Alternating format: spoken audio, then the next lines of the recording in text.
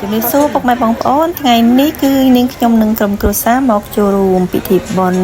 ពូនភ្នំខ្សាច់ដែលបានឧទ្ទិសទៅដល់ឯកឧត្តមច័ន្ទសរឿនហើយនឹងក្រុមគ្រួសាររបស់គាត់មានបងប្រុសច័ន្ទវណ្ណៈផងដែរចាថ្ងៃនេះគឺមកគឺថាដែលណែខេត្តសៀមរាបនេះភ្លៀង 3-4 ថ្ងៃជាប់គ្នាហើយផុតភ្ជុំហើយ2-3ថ្ងៃហើយក៏នៅតែភ្លៀងតែដើម្បីតែការចូលរួមជុំគ្រួសារហើយនឹងជាកម្មវិធីប៉ុនបងប្អូនផងក៏យើងត្រូវតែទៅចូលរួមទាំងអស់គ្នាពីថ្ងៃហ្នឹងភ្លៀងយ៉ាងណា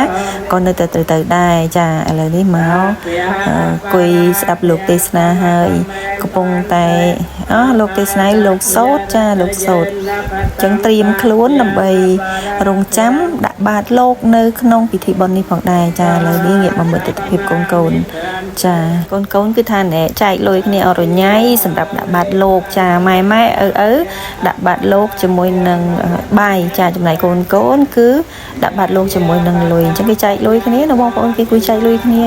ចាចំណែកកូនខ្ញុំឯនេះវិញក៏ដូចគ្នាផងដែរចាមានអ្នកខ្លះសាពះលោកបែបលួចមើលទូរស័ព្ទហើយដោយសារតែបានមើលទូរស័ព្ទទេទើបសាពះលោកមានក្តីសុខណាបងប្អូនមើលចែកលុយចែកកាក់គ្នាអស់ហើយអ្នកខ្លះទៀតថតប៉ះមិនបានថតប៉ះវត្តអៀនចា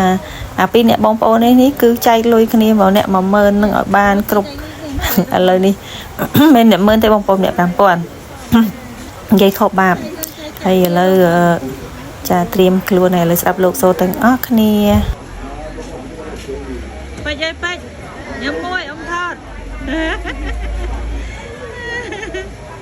ណ៎លីតាអេ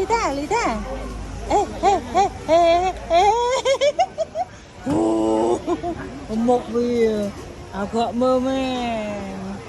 ពេលឡាលីគេចាំអ្នកក៏ទេយ៉ាងតែយ៉ាងទៅដល់ពេលញ៉ាំ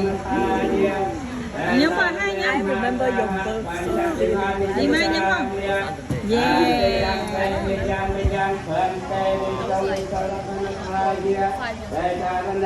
មើលកូនខ្ញុំកាន់លុយនេះហីសូយគិតថាគួរដាក់បាតឬយកលុយទៅទិញនំ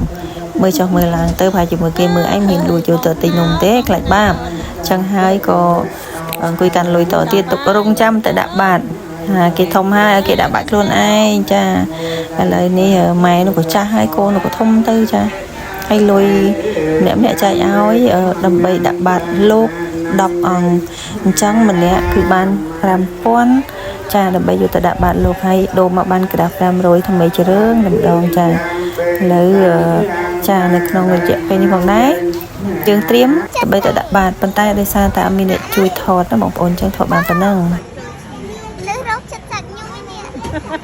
ចាវីដេអូថ្ងៃនេះគឺមានតែប៉ុណ្្នឹងចានៅពេលដែលទៅដាក់បាតលោកហ្នឹងគឺអត់បានថតទេដោយសារតែជាប់ដាក់បាតទាំងអស់គ្នាអញ្ចឹង